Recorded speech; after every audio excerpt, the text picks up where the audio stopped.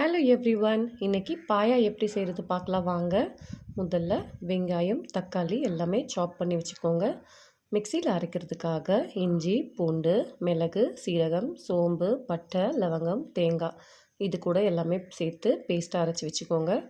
குக்கரில் எண்ணெய் ஆட் பண்ணி ஆல் ஸ்பைசஸ் ஆட் பண்ணிக்கோங்க. அது கூடவே கருவேப்பிலை, வெங்காயம், தக்காளி எல்லாமே நல்லா வதக்கிக்கோங்க.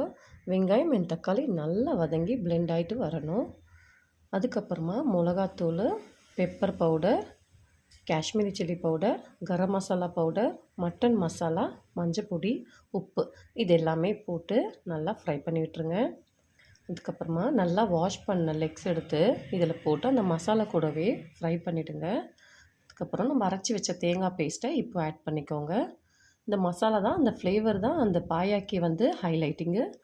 அதுக்கப்புறம் தேவையான அளவு தண்ணி ஊற்றிட்டு நல்லா ஸ்லோ